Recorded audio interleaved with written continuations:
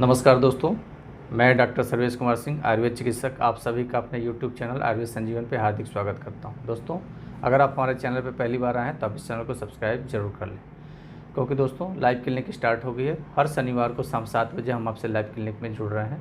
आपके मन में जो भी क्वेरी है, क्वेश्चन है किसी भी कार्य से संबंधित, आप हमसे लाइव क्लिनिक में जुड़ के अपने उन सवालों के जवाब ज़रूर लें। दोस्तों, आज हम बात करेंगे भगंदर के बारे में।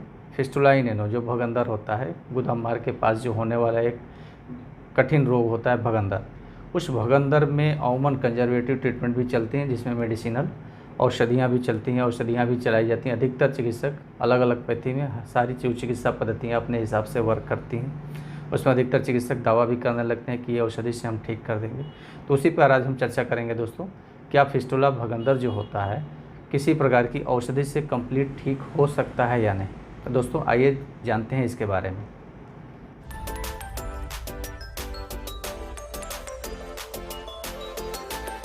दोस्तों, जैसा कि नाम से विदित है, आप हमारे पिछले वीडियो में जान गए होंगे, हमारे जो व्यूवर्स हैं, कि भगंदर कैसा होता है, किस प्रकार से उसकी उत्पत्ति होती है, इसके बारे में हमने चर्चा किया है।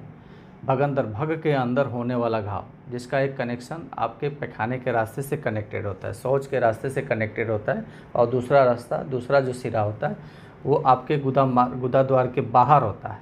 वो किसी भी एरिया में हो सकता है, आपके ग्लूटियल मसल्स में हो सकता है, पेरिनेल मसल्स में हो सकता है, अलग अलग जो उसकी दिशा जाती है उस एरिया में, शौच के रास्ते के बाहर कहीं भी उसका दूसरा ट्रैक हो सकता है। लेकिन एक जो मेन उसका मुख होता है वो गुदामार्ग के अंदर ही होता है, वो कनेक्टेड होता है, इसीलिए इसको भगंदर कहते हैं। यानी कि भग के अंदर से, गुदामार्ग के अंदर से उत्पन्न होने वाले घाव को भगंदर कहा जाता है। इसके बारे में जानते हैं दोस्तों। ये स्पेशली इसमें जो कंजर्वेटिव ट्रीटमेंट होता है, चाहे वो किसी प्रकार की एंटीबायोटिक हो, किसी प्रकार की आयुर्वेदिक मेडिसिन हो, किसी भी प्रकार की, यानी कि वो रस औषधि हो, काष्ठ औषधियाँ हो, काढ़ा हो, या अगर हम बात करते हैं होम्योपैथिक मेडिसिन की, तो ये रोग ही ऐसा है दोस्तों। ये किसी भी पद्धति में, किसी भी चिकित्सा पद्धति के ओरली मेडिकेशन से या वहाँ पे लोकली लगाने वाली किसी भी औषधि से वो ठीक नहीं होता है, क्योंकि उसका जो स्रोत है दोस्तों वो भीतर तक कनेक्टेड है। ऐसे में औषधियाँ अपना वर्क तो करती हैं, लेकिन उसमें मरीज़ परेशान होता है, वो रोग धीरे धीरे और जीर्ण होता जाता है। क्योंकि हमारे पास ऐसे अधिकतर पेशेंट आते हैं जो पिछले 3 साल से, 6 महीने से, 8-8 साल से औषधि लेते हैं अलग अलग चिकित्सा पद्धतियों के माध्यम से। तो उसमें मरीज खुद कहते हैं कि डॉक्टर साहब बीच में ठीक हो जाता है, फिर वहाँ से फिर स्राव आने लगता है, ठीक हो जाता है, जैसे लगेगा कि अब एकदम सामान्य हो गया, मुँह बंद हो गया, कोई परेशानी नहीं। फिर 3-4 महीने बाद, 6 महीने बाद फिर से वहाँ से डिस्चार्ज आना शुरू हो जाता है। तो फिर ये अगर चिकित्सा हो रही है कंजर्वेटिव ट्रीटमेंट में, ओरली मेडिकेशन से अगर भगंदर की चिकित्सा हो रही है दोस्तों, तो आखिर ये बार बार फिर मुख क्यों बना रहा है, वो ड्रेन क्यों हो रहा है, वहाँ से पंचा फिर से क्यों आ रहा है, इसके बारे में आप खुद जज करें कि नहीं।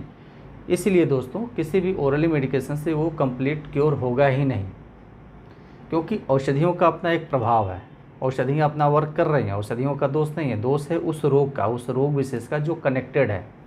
ऐसी स्थिति में अगर वो नासोर जो नाड़ी व्रण है, जब तक वो कंप्लीट पूरी तरह से वहाँ से रिमूव नहीं होगा, जैसे मान लीजिए कि आपके बॉडी के अंदर कोई फॉरेन बॉडी है, शरीर के अंदर कोई चीज़ गड़ गई, लकड़ी गड़ गया है, कोई कील चुभ गया है, गोली लग जाती है, तो जब तक हम उस विजातीय तत्व को, एक्स्ट्रा पार्ट को, जो हमारे शरीर के अंदर एक्स्ट्रा विजातीय तत्व हो गया है, वो जब तक शरीर से हमारे बाहर नहीं निकलेगा, तब तक वो चीज़, हमारा शरीर स्वस्थ कैसे होगा, नहीं होगा। इसके बारे में आप भी जानते हैं दोस्तों। इसलिए अगर ऐसी इस प्रकार की जो टॉक्सिसिटी है, विजातीय तत्व है, इन्फेक्टेड द्रव्य है, इन्फेक्टेड नाड़ी व्रण है, तो जब तक वो पूरी तरह से रिमूव नहीं होगा, वहाँ पे हेल्दी टिश्यू जनरेट नहीं होंगे, तब तक वो कंप्लीट क्योर नहीं होगा। इसलिए दोस्तों औषधियों का दोष नहीं है और न ही चिकित्सक का दोष है। अधिकतर मरीज़ भी कहते हैं डॉक्टर साहब कुछ भी हो जाए हमको ऑपरेशन न कराना पड़े और दवाई से ठीक कर दीजिए, तो वे चिकित्सक फिर लग जाते हैं, कहते हैं 6 महीना चलाना पड़ेगा, 2 साल चलाना पड़ेगा, मरीज़ भी खुश है। तो ऐसी स्थिति में ख़ास तौर से जो मरीज़ हैं, अगर जो व्यूअर्स हमारे जो पेशेंट हैं, जो मरीज़ हैं इस प्रकार से रोगों से ग्रसित हैं, उसमें आप तात्कालिक रिलीफ न रखें। ख़ास तौर से भगंदर है, वो अभी ठीक होगा, अगले 2 महीने या अगले 6 महीने फिर से वो रिकरेंस होगा। ऐसी स्थिति में आप कंजर्वेटिव ट्रीटमेंट ओरली मेडिकेशन के उसमें मेडिसिन ना चलाएं। हाँ, अगर आपको लगता है कि नहीं हम अभी कोई प्रोसेस नहीं करा सकते हैं, क्षार सूत्र नहीं करा सकते हैं, तो आप ठीक है उसमें कुछ दिन तक आप केवल सिकाई करें, सफाई करें, कुछ नहीं करना है, वो ड्रेन होता रहेगा। हाँ, कुछ कॉम्प्लिकेशन है, दिक्कतें हैं, तो उसमें कुछ दिन मेडिसिन चलती है, लेकिन वो मेडिसिन आप परमानेंट उसको क्योर करने के लिए शुरू कर दें, ये उचित नहीं। एक ह्यूमन नेचर भी है दोस्तों, स्वाभाविक है कि जब हमको लगता है कि हमको आराम मिल रहा है तो हम उसको फॉलो करना शुरू कर देते हैं कि चलो ठीक है आराम तो है काफ़ी, आगे फॉलो करते हैं, 2-3 महीना 6 महीना और चला देते हैं, ठीक है हो जाएगा। ऐसा नहीं होगा दोस्तों, क्योंकि वो भगंदर है। सामान्य रोग, सामान्य डिजीज़ होती है जिसमें लॉन्ग टर्म मेडिकेशन चलती है तो उसमें समझ में आता है, लेकिन भगंदर है। बहुत रेयर होगा कि कोई मरीज़ ये कम्प्लीटली रिकवरी हो जाती है, बहुत रेयर होगा, लेकिन भगंदर है, उसके लिए कुछ कहा नहीं सकते। वो कालांतर में कब, यानी कि आगे कब, किस काल में, 2 साल 4 साल बाद कब वो फिर से डेवलप होगा। ऐसी स्थिति में आपका शरीर तो जीर्ण होता जाएगा, पता चलेगा कि आप युवा से प्रौढ़ में चले गए, प्रौढ़ से वृद्ध में चले गए, और उस दौरान आपका भगंदर तंग किया, फिर आप क्या करेंगे? उस समय तो फिर आप किसी प्रोसेस के योग्य भी नहीं रहेंगे और ना आपका शरीर सपोर्ट करेगा। ऐसी स्थिति में दोस्तों खासतौर से जो नाड़ी व्रण होता है, नासूर होता है, कहते हैं ना कि नासूर को पनपने ना दें, तो ये नासूर ही होता है दोस्तों, नाड़ी व्रण होता है जो कनेक्टेड होता है खासतौर से गुदा मार्ग से। तो ऐसी स्थिति में किसी भी मेडिसिन से चाहे आप कितने दिन खा लें, कम्प्लीटली क्योर नहीं होता है। आराम मिलना अलग बात होती है, आराम मिलता है लेकिन ठीक नहीं होता है, इसका ध्यान रखें। तो आज का जो वीडियो बनाने का जो उद्देश्य था दोस्तों, सबसे ज़रूरी यही मेन उद्देश्य यही था, क्योंकि अधिकतर पेशेंट मान चलिए कि हफ्ते में कम से कम 8-10 मरीज ऐसे मिल जाते हैं जो कंजर्वेटिव ट्रीटमेंट में फिस्टुला के रहते हैं, काफ़ी सालों से आयुर्वेदिक दवाई खाते हैं, होम्योपैथी खाते हैं, लॉन्ग टर्म मेडिकेशन में एंटीबायोटिक चला देते हैं। ऐसे मरीज आते हैं जो 3-3 महीने तक, 6-6 महीने तक एंटीबायोटिक लगातार खाए रहते हैं। ऐसी स्थिति में क्या कहा जाए, तो परेशान तो मरीज हैं। ऐसी स्थिति में चिकित्सकों का भी थोड़ा उत्तरदायित्व बनता है कि हम उसके आराम मिल रहा है तो फिर उसके बाद उसको कंप्लीट क्योर होने के लिए जो उसका जो बेस्ट ट्रीटमेंट है उसके लिए हम सजेस्ट करें, या आगे की जो उसकी कंडीशन है हम उसको बता दें। ठीक है आराम तो मिल रहा है, लेकिन आगे की जो कंडीशन है दोस्तों इसका ज़रूरी नहीं कि ठीक हो जाए।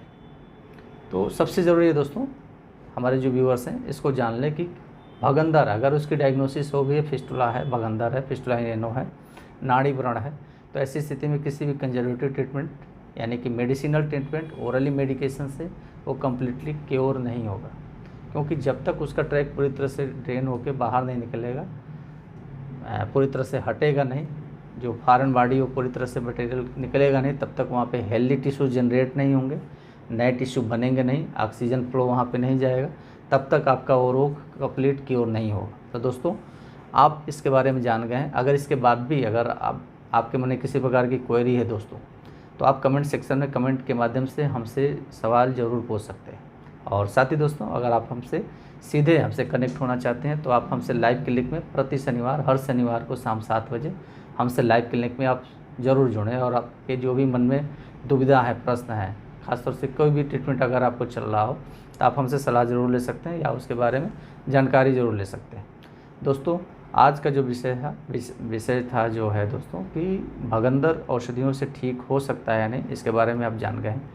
और दोस्तों अगर आपको ये वीडियो अच्छा लगा है तो अपने जानने वाले लोगों को शेयर ज़रूर करें, और ख़ास तौर से दोस्तों अगर आप सीधे हमसे ऑनलाइन कंसल्टेशन करना चाहते हैं तो आप व्हाट्सएप के माध्यम से, आप नंबर देखे होंगे, व्हाट्सएप के माध्यम से सीधे हमसे ऑनलाइन कंसल्टेशन कर सकते हैं। वो ऑनलाइन कंसल्टेशन दोस्तों पेड होगा, ख़ास तौर से उसमें आपसे वार्ता होगी, आपसे बात भी होगी, और आपके जो रोग हैं उसके बारे में जानकारी दी जाएगी, और ख़ास तौर से उसकी चिकित्सा किस प्रकार से होगी वो भी एडवाइस किया जाएगा। आप अपने नज़दीकी में उस प्रकार की चिकित्सा ले सकते हैं, यानी कि उस प्रकार की औषधियों का आप वहाँ से परचेज करके उसका इस्तेमाल कर सकते हैं, यानी कि आप कंप्लीटली हमारे अंडर में रख के उसका ट्रीटमेंट करा सकते हैं, भले भी आप हमारे शहर से कितनी भी दूर क्यों ना हो। दोस्तों इसी के साथ आज का जो विषय है यहीं समाप्त होता है। नमस्कार।